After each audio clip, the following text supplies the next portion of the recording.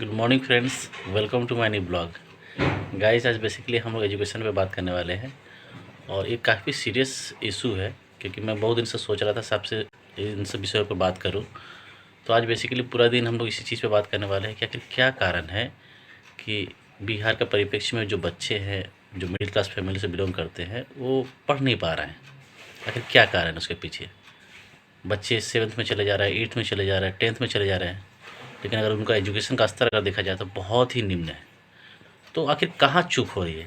इन सब चीज़ों के बारे में आज हम लोग बात करेंगे।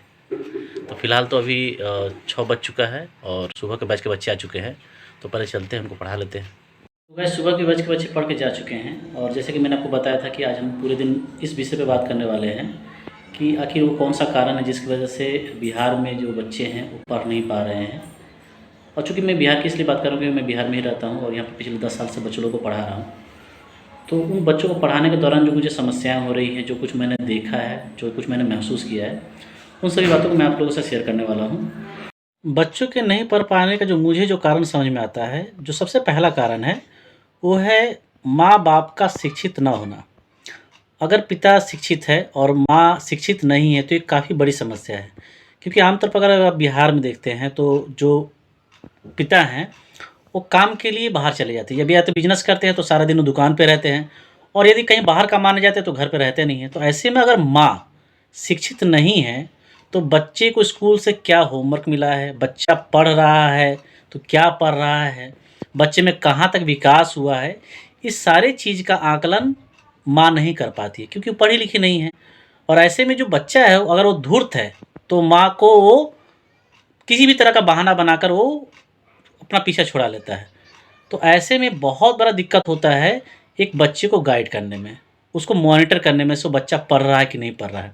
और जब तक माँ-बाप इसको समझ पाते हैं तब तक काफ़ी लेट हो जाता है और एक बार जब थोड़ा-सा लेट हो जाता है तो बच्चे को उस ट्रैक पर लाने में काफ़ी परेशान होती है। क्योंकि अब आप ही बताइए, अगर मेरे पास जो बच्चा आया पढ़ने के लिए, मेरे पास तकरीबन नर्सरी से लेकर 12th तक के बच्चे पढ़ने आते हैं मेरे कोचिंग सेंटर में। तो यहाँ पर देख रहा हूँ मैं कि अगर जो 4th क्लास के बच्चे हैं, उसको अगर मान लीजिए क, ख, ग पढ़ना नहीं आ रहा, उसको अक्षर की पहचान नहीं है, उसको नंबर की पहचान नहीं है, तो फिर आप उसको मैथ और हिंदी कैसे पढ़ाइएगा? मैथ कैसे उसको सिखा पाइएगा? इंग्लिश में उसको अगर मान लीजिए अल्फ़ाबेट्स का पहचान नहीं है, तो फिर उसको ये इंग्लिश के वर्ड कैसे सिखा पाइएगा? तो ये सारी समस्याएँ आ रही हैं। ये सारी चीज़ें बेसिक हैं, तो अगर बेसिक में माने शुरुआत में ही अगर ये चीज़ें नहीं सीख पाता है बच्चा और लेट हो जाता है, तो काफ़ी दिक्कत होता है। तो बिहार में मैं यही देख पा रहा हूँ, यहाँ पर यहाँ के अपने जो माहौल है, यहाँ के परिप्रेक्ष्य में मैं यही देख पा रहा हूँ कि जो बच्चे के माता-पिता पढ़े लिखे नहीं हैं, ख़ासकर अगर माँ पढ़ी लिखी नहीं है, तो फिर बच्चा के लिए बड़ा दिक्कत हो जा रहा है। अब बात करते हैं दूसरे कारण की। तो दूसरा कारण जो मुझे समझ में आता है, वो है आपका परिवेश।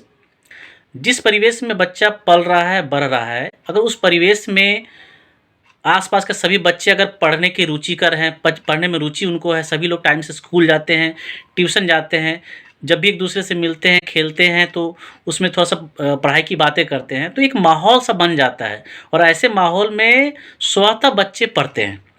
लेकिन आप ही बताइए, जहाँ पर 10 बच्चे हैं और वहाँ पर कोई 1 बच्चा स्कूल जा रहा है, बाकी 9 बच्चे नहीं जा रहे हैं, तो फिर क्या होगा? तो फिर वो जो पढ़ने वाला बच्चा है, वो कहाँ जाएगा? वो जिस भी बच्चे से मिलेगा वो उसकी भाषा सीखेगा, ना कि पढ़े-लिखे बच्चों की भाषा सीखेगा। तो कहीं न कहीं ये जो दूसरा कारण जो मैंने बताया कि एक परिवेश जो है वो भी बच्चे के एजुकेशन को प्रभावित करता है, ठीक है? अब बात करते हैं तीसरे कारण की। तो तीसरा जो कारण मुझे समझ में आया है वो है कि यहाँ के गार्जियन ये डिसाइड नहीं कर पा रहे हैं कि वो प्राइवेट स्कूल में बच्चे को पढ़ाएँ या सरकारी स्कूल में बच्चे को पढ़ाएँ। कुछ माता-पिता को तो मैंने देखा है कि वो सरकारी स्कूल में भी बच्चों को पढ़ा रहे हैं और प्राइवेट स्कूल में भी बच्चों को पढ़ा रहे हैं। अब इससे दिक्कत क्या हो रहा है मैं आपको बताता हूँ। जो बच्चे सरकारी स्कूल में पढ़ रहे हैं, उनको सरकारी स्कूल में भी अटेंडेंस लगाना है और प्राइवेट स्कूल में भी उनको अटेंडेंस लगाना है। तो ऐसे में क्या हो रहा है, ना बच्चे सरकारी स्कूल में ज़्यादा समय दे पा रहे हैं और ना ही प्राइवेट स्कूल में समय दे पा रहे हैं। सबसे पहला कारण। दूसरा कारण क्या है कि बच्चा को अगर 2 जगह पढ़ा रहे हैं, प्राइवेट स्कूल में भी पढ़ा रहे हैं और सरकारी स्कूल में भी पढ़ा रहे हैं, तो उनको दोनों जगह से होमवर्क मिलेगा। तो एक बच्चा को अगर दोनों जगह से होमवर्क मिलेगा, तो उसके ऊपर तो बर्डन बढ़ गया, प्रेशर बढ़ गया कि दोनों जगह का होमवर्क कंप्लीट करके लेके जाए। चूँकि वो होमवर्क नहीं बनाया रहता है, इसलिए क्या करता है, सो घर से तो निकलता है पढ़ने जाने के लिए, लेकिन वो जाता नहीं है। तो स्कूल छोड़कर मोतिहारी चला जाता है।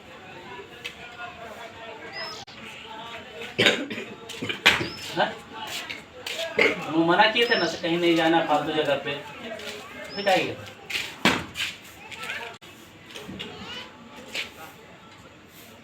क्या करने गया था? थोड़ा सा इधर आ तो बाबू, थोड़ा सा पूछे क्या करने गया था मोतिहारी?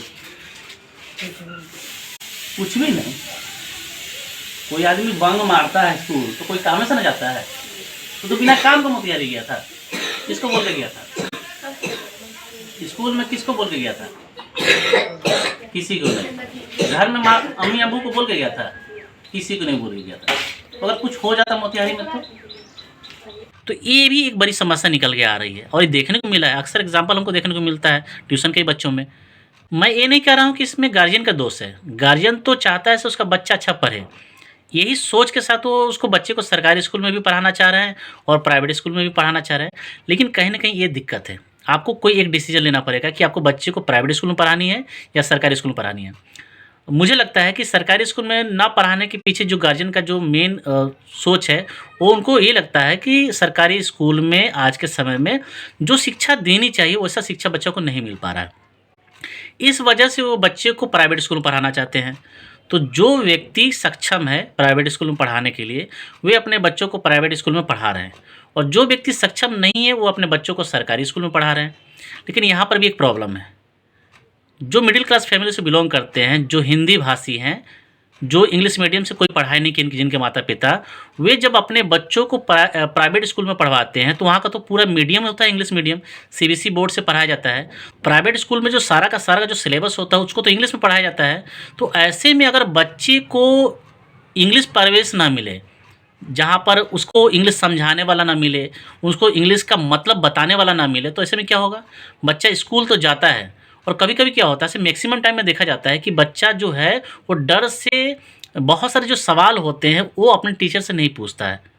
उसको डर लगता है कहीं पूछूंगा तो कहीं सर नाराज़ हो जाएंगे, और इस वजह से अगर उसको कोई विषय समझ में नहीं भी आता है तो वहाँ पर वो पूछता नहीं है। नतीजा क्या होता है कि उसका इंग्लिश, एक तो उसका इंग्लिश भाषी है नहीं, इंग्लिश उसकी भाषा नहीं है, तो हर चीज़ को ट्रांसलेट करके उसको समझना होता है। और उसमें वैसे में अगर उसको उस वर्ड का मीनिंग नहीं पता तो बताइए इसे इंग्लिश पढ़ना कितना उसके लिए दिक्कत होगा। जिसको वर्ड का मतलब नहीं पता उस सेंटेंस को कैसे पढ़ेगा, और जब सेंटेंस का मतलब नहीं पढ़ेगा तो क्वेश्चन का आंसर कैसे लिखेगा। तो ये समस्या आ रही है। और सोचिए कि अगर माँ पढ़ी लिखी नहीं तो कितनी बड़ी समस्या होगी। इंग्लिश मीडियम के स्कूल से जो उसको टास्क मिला है, जो उसको होमवर्क मिला है, अगर उसमें उसको कोई चीज़ समझ में नहीं आ रहा तो किससे पूछेगा वो? माँ तो इंग्लिश मीडियम से पढ़ी नहीं है और हिंदी मीडियम से पढ़ी है, तो उसको वो चीज़ समझ में नहीं आएगा। तो दिक्कत क्या हो रहा है, से बच्चा ना रहा घर का ना रहा घाट का। आप पैसा तो खर्च कर रहे हैं, एक बच्चे के पीछे 2000 रुपये महीना खर्च कर रहे हैं ताकि उसका अच्छा परवरिश हो जाए, उसका अच्छा पढ़ाई हो जाए, उसको अच्छा एजुकेशन मिले। लेकिन कहीं न कहीं ये भी चीज़ को आपको ध्यान में रखना पड़ेगा कि बच्चा को आप सपोर्ट कितना कर पा रहे हैं, ठीक है ना? और अगर बच्चा को आप प्राइवेट स्कूल में पढ़ाना चाह रहे हैं, प्राइवेट स्कूल में अगर पढ़ा रहे हैं, तो आपको इस बात का बहुत ध्यान रखना पड़ेगा कि आपका बच्चा स्कूल से क्या सीख रहा है। क्या उसको किसी प्रकार का कोई दिक्कत तो नहीं है? अगर आपको लगता है कि बच्चे को इंग्लिश पढ़ने में दिक्कत है, समझने में दिक्कत है, तो जो भी कोचिंग दे रहे हैं उसको, जो भी ट्यूशन पढ़वा रहे हैं, उस टीचर से आपको बात करनी होगी और उनको कहना पड़ेगा से बच्चे को आप पढ़ाने से ज़्यादा उसको सिखाने पर ध्यान दीजिए। साथ ही साथ जिस स्कूल में आप बच्चे को पढ़ा रहे हैं वहाँ के भी टीचर से, वहाँ के भी प्रिंसिपल से आपको बीच-बीच में जाके मिलना पड़ेगा। उनसे अपने बच्चे के प्रोग्रेस के बारे में बात करना पड़ेगा। तभी वो आपको सही सपोर्ट कर पाएँगे, आपके बच्चे को सही ट्रैक दे पाएँगे। नहीं तो क्या होगा, आप पैसा खर्चा करते रह जाइएगा, आपका बच्चा पढ़ नहीं पाएगा। बालिका शिक्षा के प्रति लोगों को जागरूक करने के लिए, उन्हें प्रोत्साहित करने के लिए हमारे देश के प्रधानमंत्री नरेंद्र मोदी जी ने भी एक स्लोगन दिया है, बेटी बचाओ बेटी पढ़ाओ। इसलिए मैं सभी बच्चों के माता पिता से अनुरोध करता हूं कि वे अपने बच्चियों को ज़रूर पढ़ाएं। इससे क्या होगा कि जो आने वाली पीढ़ी है वो शिक्षित होगी और वो बच्चे देश के विकास में अपना एक अहम योगदान दे पाएंगे। उम्मीद करता हूं कि जो बात मैं आपको समझाना चाह रहा था वो आपको समझ में आ गया होगा। चूँकि ये वीडियो थोड़ा सा लंबा हो रहा है इसलिए आज के वीडियो को यहीं पे एंड करते हैं, और आगे की वीडियो में मैं इस समस्या के निदान के बारे में डीपली चर्चा करूँगा। तो यदि आज का वीडियो आपको अगर अच्छा लगा है तो इस वीडियो को एक लाइक कर दीजिएगा, अपने दोस्तों में शेयर कर दीजिएगा, और यदि आप इस चैनल पर नए हैं तो इस चैनल को सब्सक्राइब कर लीजिएगा। तो फिर मिलते हैं अगले वीडियो में, तब तक के लिए गुड बाय।